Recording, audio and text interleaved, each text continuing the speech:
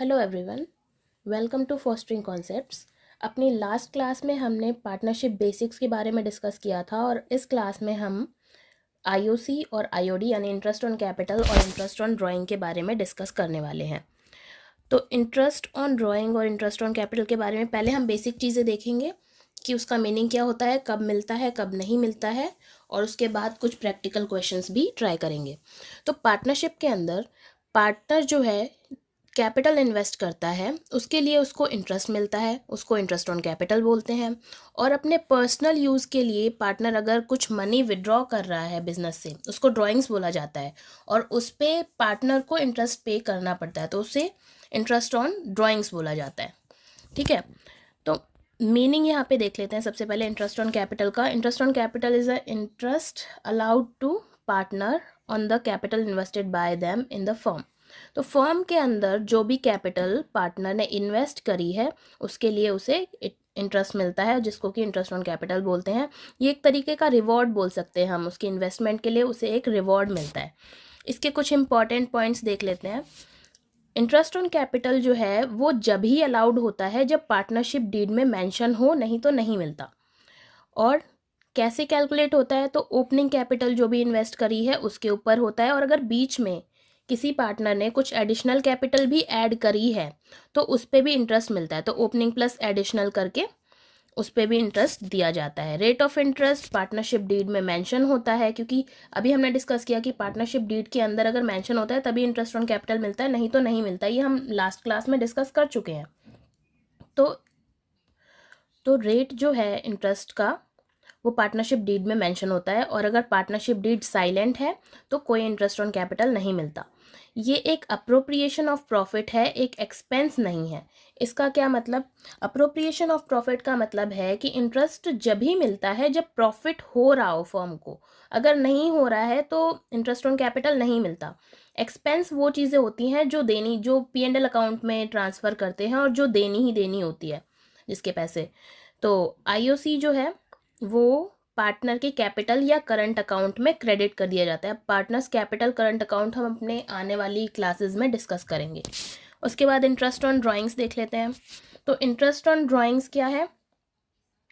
अभी हमने देखा कि ड्राइंग्स क्या है, अगर पर्सनल यूज़ के लिए पार्टनर ने कुछ पैसे निकाले हैं, वो गुड्स में भी हो सकता है, पैसे भी हो सकते हैं और गुड्स भी हो सकता है। अगर बिजनेस से निकाला है, विड्रॉ किया है, तो उसे ड्राइंग्स बोलते हैं और उस पर जो इंटरेस्ट लगता है उसको इंटरेस्ट ऑन ड्राइंग बोला जाता है। ये एक तरीके की हम पेनल्टी बोल सकते हैं कि एक तरीके की पेनल्टी है पार्टनर के लिए। उसके बाद इसके इम्पॉर्टेंट पॉइंट्स। तो इंटरेस्ट ऑन ड्राइंग ये जब ही चार्ज किया जाता है जब मेंशन हो पार्टनरशिप डीड में। अगेन, अगर पार्टनरशिप डीड है ही नहीं तो कोई इंटरेस्ट ऑन ड्राइंग नहीं होता। कैश में भी ड्राइंग्स हो सकती है और गुड्स भी विड्रॉ कर सकता है पार्टनर। रेट जो है पार्टनरशिप डीड में मेंशन होता है, अगर पार्टनरशिप डीड नहीं है तो नहीं दिया जाता। और डीड अगर साइलेंट है अगेन तो कोई इंटरेस्ट ऑन ड्राइंग पे नहीं करना पड़ता पार्टनर को। उसके बाद ये आईओडी जो है एक तरीके की इनकम है फर्म के लिए, पार्टनर के हिसाब से देखें तो उसका खर्चा है, और ये डेबिट होता है पार्टनर्स कैपिटल या करंट अकाउंट में। नेक्स्ट हम कुछ प्रैक्टिकल क्वेश्चंस देख लेते हैं इसके बारे में। तो हमारा ये फर्स्ट क्वेश्चन है, इसमें ए और बी पार्टनर है। ए की कैपिटल है 2 लाख रुपीज़ और बी की कैपिटल है 1,50,000 of interest on capital 8% per annum. तो कैसे निकालेंगे हम यहाँ पर? As interest on capital, IOC लिख देती हूँ मैं इसको शॉर्ट में, एक सेकेंड। एज आईओसी तो 2 लाख का ही, क्योंकि यहाँ पर यही बता रखी है कैपिटल आपकी 2 लाख रुपीज़ है, तो 2 लाख का ही 8% निकलेगा। तो यहाँ पर आपका आ जाएगा 16,000 रुपीज़। और अगर बी का निकाले इसी तरीके से 1,50,000 का 8%, तो ये आपका आ जाएगा 12,000 रुपीज़। तो ये है। नेक्स्ट क्वेश्चन पे चलते हैं।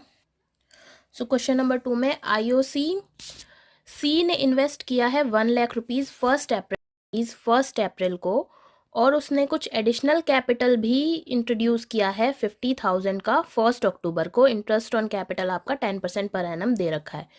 तो इसको आप ऐसे निकाल सकते हो कि 1 लाख पे आप पूरे 1 साल का निकाल लो और 50,000 पे आप 6 महीने का निकाल लो। तो इसी तरीके से निकालते हैं हम। तो 1 लाख का 10%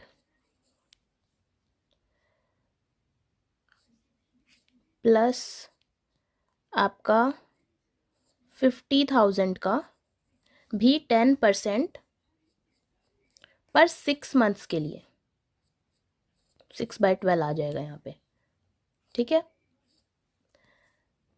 2020 कैंसिल, 2020 कैंसिल, 6 2 5, तो ये आ जाएगा आपका 2500 और ये हो गया 10,000। तो टोटल आपका हो जाएगा 12,500 रुपीज़। ये आपका टोटल आईओसी हो गया।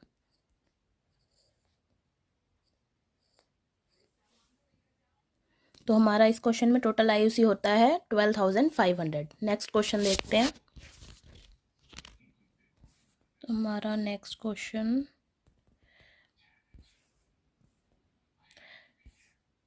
X and Y, wait.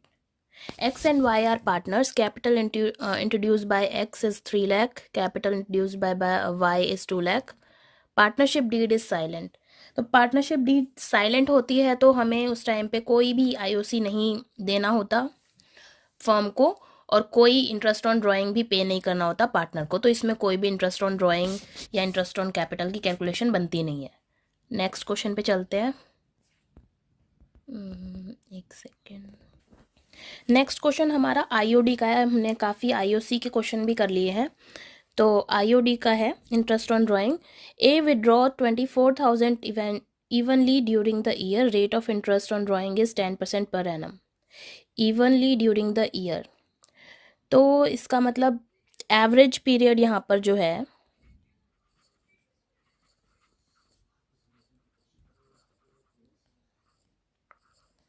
Average period आपका 6 मंथ माना जाएगा।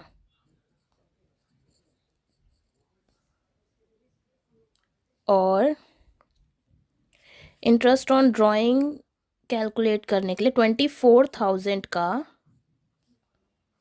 10% और यहाँ पर एवरेज पीरियड लगाएंगे डिवाइडेड बाय 12। एवरेज पीरियड वाली टेबल अभी हम डिस्कस करेंगे कि जैसे कोई पार्टनर है, किसी मंथ के शुरू में अगर बिगिनिंग में हर मंथ कुछ फिक्स अमाउंट विड्रॉ कर रहा है तो क्या होगा एवरेज पीरियड, और अगर मिडल में कर रहा है तो क्या होगा, और अगर एंड में कर रहा है तो क्या होगा। अभी वो भी हम देखेंगे। एक बार ये वाला क्वेश्चन सॉल्व कर लेते हैं पहले। 2020 कैंसिल, 6 2 5, तो यहाँ पे हमारा आईओडी बनता है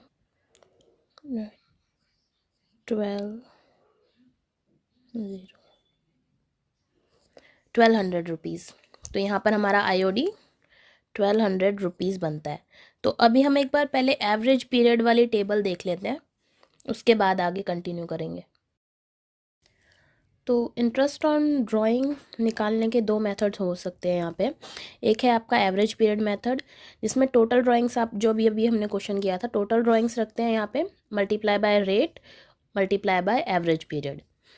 एक होता है आपका प्रोडक्ट मेथड, इसमें सम ऑफ ऑल प्रोडक्ट जितनी भी ड्राइंग्स हुई है सबका सम करते हैं, मल्टीप्लाई रेट डिवाइडेड बाय 12। ये आपका प्रोडक्ट मेथड होता है। इसका भी एक क्वेश्चन अभी हम कर लेंगे। उससे पहले हम ये देखते हैं, सबसे ज़्यादा ये वाला यूज़ होता है एवरेज पीरियड मेथड। तो अलग अलग टाइम पे क्या एवरेज पीरियड लगता है वो देख लेते हैं। तो अगर पार्टनर ने मंथली बिगिनिंग ऑफ मंथ में हर मंथ में अगर वो एक फिक्स अमाउंट निकाल रहा है, विड्रॉ कर रहा है, तो 6.5 का। ऐसे ही मंथली मिडल में निकाल रहा है अगर वो, तो 6। एंड में निकाल रहा है तो 5.5। इसी तरीके से क्वार्टरली का 7.5 होता है अगर बिगिनिंग में निकाल रहा है तो। क्वार्टरली मिडल में निकाल रहा है तो 6, एंड में निकाल रहा है तो 4.5, ऐसी हाफ ईयरली का 963। तो इस तरीके से आपके एवरेज पीरियड हैं ये, इसका स्क्रीनशॉट ले सकते हो आप। तो एक क्वेश्चन पहले हम प्रोडक्ट मेथड का देख लेते हैं, उसके बाद हम एवरेज पीरियड के थोड़े से क्वेश्चंस देखेंगे। तो ये है हमारा क्वेश्चन, पढ़ लेते हैं पहले ध्यान से। In a partnership, partners are charged interest on drawing at 15% per annum during the year ended 31st March 2024. Partner withdraw as follows. तो फर्स्ट में 2023 को 2000 रुपीज़ विड्रॉ करे हैं, 1 अगस्त 2023 को 5000, 30 सितंबर को 2000, 31 जनवरी को 6000, 31 मार्च को 2000। तो ये आपको प्रोडक्ट मेथड से हम इसको निकाल के देखेंगे कि इंटरेस्ट ऑन ड्राइंग कैसे निकलेगा। तो यहाँ पर एक टेबल बना लेते हैं हम, एक सेकेंड जस्ट।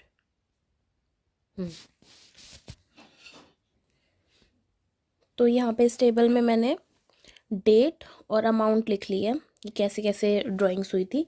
तो यहाँ पर ये बताइए कि जैसे 1 मई 2023 को ड्राइंग्स हुई 2000 रुपीज़ की, तो इसके बाद कितने महीने बचते हैं 31 मार्च होने के लिए? 11 मंथ बचेंगे। इसी तरीके से फिर 1 अगस्त को 5000 रुपीज़ निकाले हैं, तो इसके बाद 8 मंथ्स बचेंगे। देन 30 सितंबर को 2000, इसके बाद 6। ऐसे ही यहाँ पे 31 जनवरी को 6000 निकाले हैं, यहाँ पर 2 बच जाएंगे। और 31 मार्च के बाद तो कुछ नहीं है, तो 0।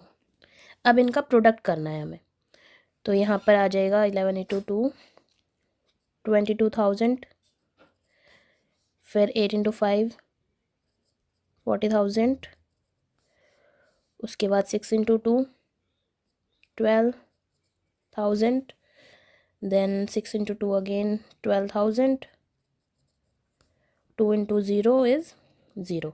इनका भी प्रोडक्ट का भी आपको सम कर लेना है यहाँ पे, और अमाउंट का भी सम कर लेना है। तो प्रोडक्ट का सम आपका आ जाएगा 86,000, और यहाँ पे अगर अमाउंट का सम करेंगे हम तो 17,000 रुपीज़ यहाँ तक आएगा।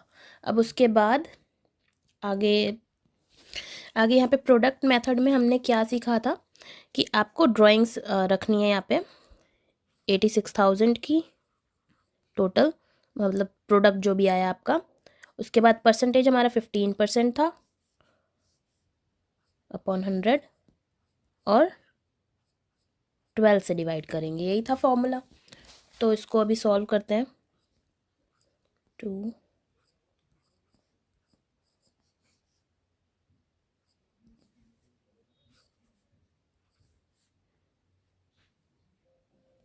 215, तो 215 मल्टीप्लाई बाय 5 कितना होता है हमारा?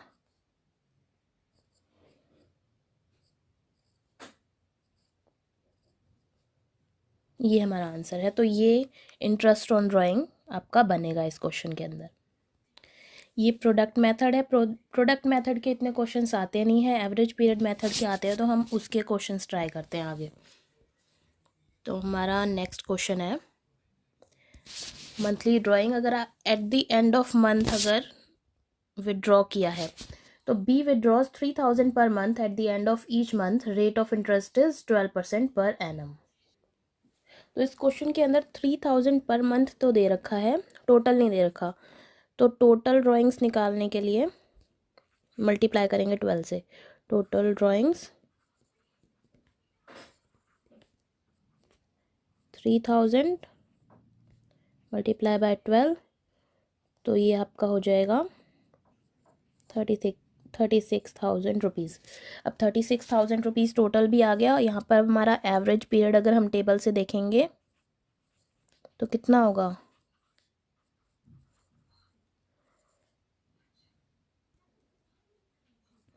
एवरेज पीरियड होगा हमारा 5.5 मंथ्स। और आईओडी निकालने के लिए 36,000 का 12% और 5.5 मंथ्स एवरेज पीरियड आएगा, नीचे 12 से 12 कैंसिल हो गया आपका यहाँ पे, 2 0 से 2 ज़ीरोज़ कैंसिल, मल्टीप्लाई करेंगे इसको तो ये बनेगा रुपीज़ 1980। तो ये हमारा इंटरेस्ट ऑन ड्राइंग निकलेगा इसमें। नेक्स्ट क्वेश्चन पे चलते हैं।